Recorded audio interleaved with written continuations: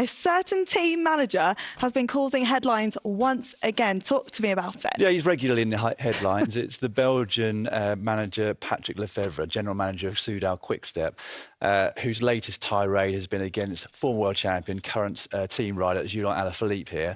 But not just against Julian Alaphilippe, against his wife, Rousse, who's a big personality in the sport as well. Not that makes any difference. But it's basically been... It's a difficult one because this is in a magazine called Umo, and it was then translated into English, and then you see it on social media, and you're not sure quite how much of it is 100% accurate in terms of what he said originally. But he's got enough of a history now of doing these sorts of things, building his riders publicly, where you just think there's just no place for this anymore. It's so old school. It has worked for him. You know, the team's always been incredibly successful, and generally the riders have their peak years when they're at Quick-Step. Before they came, they weren't as good. After they leave, they're a shadow of their former selves, more often than not.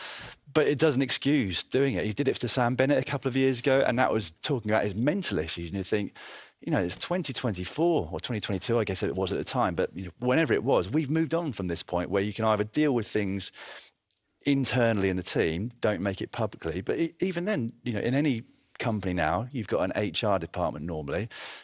And people would be going to the HR department about Patrick Lefevere because it's not acceptable. No, it isn't. And for anyone who hasn't seen that article, you know, he's saying too many parties, too much alcohol. If you don't perform, then I'm going to fire you. Needs to come here.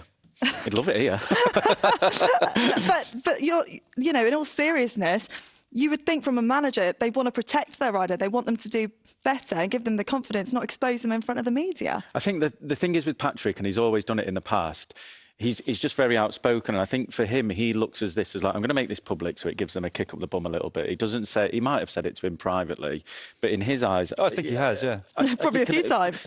But he's done it a few times where he's outed people like this, where he wants to give them that little bit of a push, but he's just doing it in completely the wrong way. And like we're talking about it now, we shouldn't be talking about it. Like, oh, yeah, 100%, that's what I mean. In the right way. You know, if he is drinking too much, he's being paid a lot of money, and he shouldn't be.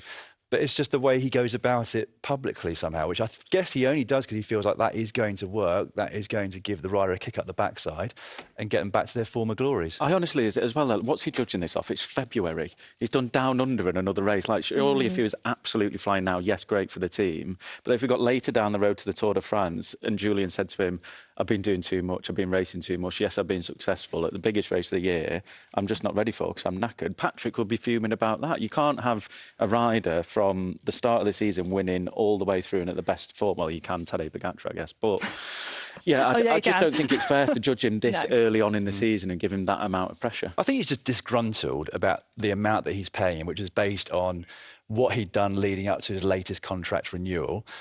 And he's not quite lived up to the amount of money he's earning each month and each year. But that was Lefevere's decision to renew his contract. What Lefevere's been really good at in the past is getting a guy at the top of his game and saying, actually, you can move on. There's bigger salaries on offer elsewhere. And it worked out really well for him. So it's quite rare that he has a rider that he's paying top dollar for who's not performing. This was a crash in Liège-Bastogne-Liège a few years ago, and Julian came down in that. And that was a big crash for him that set him back quite a long way as well. It was a huge crash, like half the peloton went down in it.